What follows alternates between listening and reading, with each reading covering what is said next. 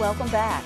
In this next segment, we're discussing what some say is a tremendous economic opportunity for our state. Tony Scarpo is an economic advisor for the Medical Marijuana Initiative here in Florida.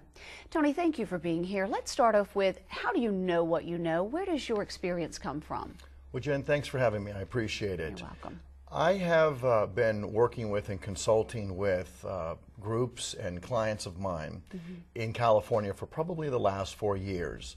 I work with people who actually cultivate the product as well as dispensaries who sell the product. I've had an opportunity to understand and study the regulations, work within the guidelines of the regulations, and try to understand the flow, the best flow possible for how those in California get the product to market and work within the confines and the laws that California has actually set up. So I'd say that I'm somewhat of an expert in this business based on my experience with California. Okay. So you say this is an economic opportunity and a big one for our state. What does that mean? I think it's a huge economic opportunity. I have for so long seen how California has done this. And there are lots of positives and negatives to the way that California has done their business. However, when we stop and think about what medical marijuana means and how it actually could be rolled out in the state of Florida, there are two things that come to mind that I think are enormous for our state.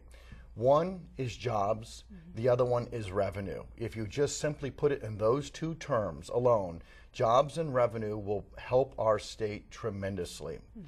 And to focus on each one of those just for a second, when I specifically talk to you about jobs, if you stop and think what it actually takes to grow this product, to cultivate this product, what it takes to manage this product from seed to cultivation, that alone in itself creates a tremendous opportunity for people who are working in this business. I mean, yes, there's an agricultural side to it, and there are those who actually grow this product, but then there are those who actually need space. They have to have warehouses to grow this product. Many of your viewers might think that medical marijuana or marijuana is grown in fields. Actually, what happens is this product is grown hydroponically and grown within warehouses. So what ends up happening is there's a tremendous amount of space needed to actually cultivate this product. So you have the ancillary side of this business where it isn't just the agricultural side. You have a tremendous opportunity for real estate professionals. You have a huge opportunity for builders. One of the things that I tell people about when you think about the product is, as an example, in the state of California, they created and invented a software program because you just can't buy medical marijuana. You have to be a patient that is prescribed a medical marijuana card. So there's a software system that actually tracks those who buy the product, how much they buy, and the state is a part of that.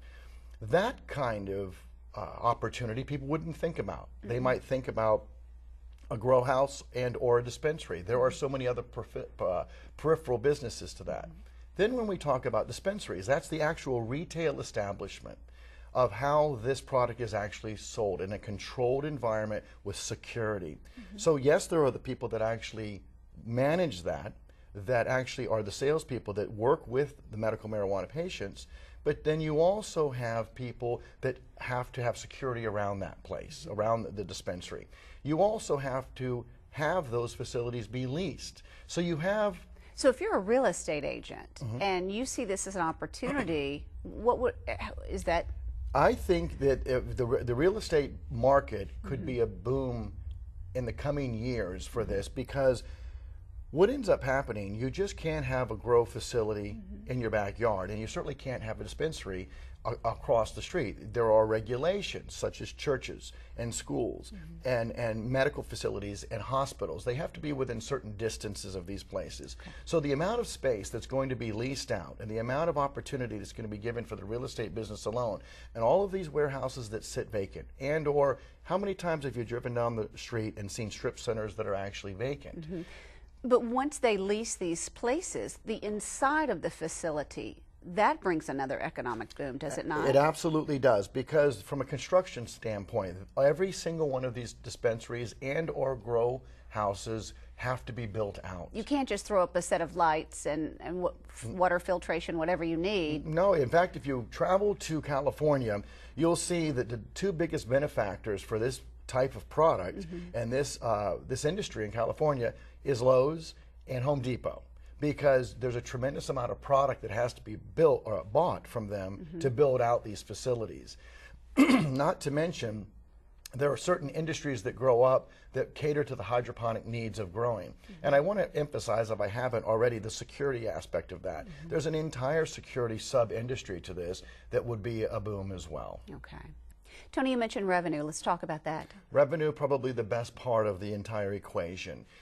There are estimates that the medical marijuana industry is a $10 billion to a $45 billion a year industry. No one has specifics on this because it has been in the background. It's been a part of the, I guess you could say, black market for so long.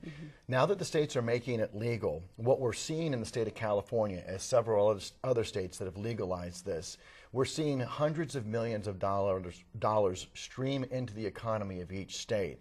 There's no question that if this is legalized in the state of Florida, that there is a belief that there is going to be hundreds of millions of dollars of revenue that are going to go all the way from the state to the counties, all the way down to city government. So revenue is going to be generated in levels that are only going to benefit our state. Hundreds of millions. Hundreds of millions of dollars, absolutely. Wow. How do we do it different than California and make it better? We don't make the same mistakes they did. I often refer to California as the Wild West. It was the first state to pass this initiative. They did it very quickly. They didn't do it with great oversight, and they didn't do it with great regulation.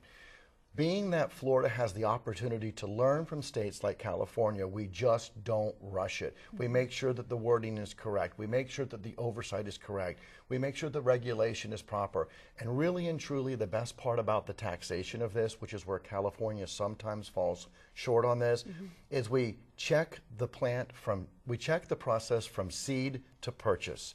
Each step along the way, if we follow a similar pattern to the alcohol industry, if we follow the way that that is taxed, as well as making sure that the regulation is fine, the state of Florida is going to be a winner. All right. Tony, thank you for expertise. Thank you for joining us. We really appreciate your time. Stay with us. We'll be right back.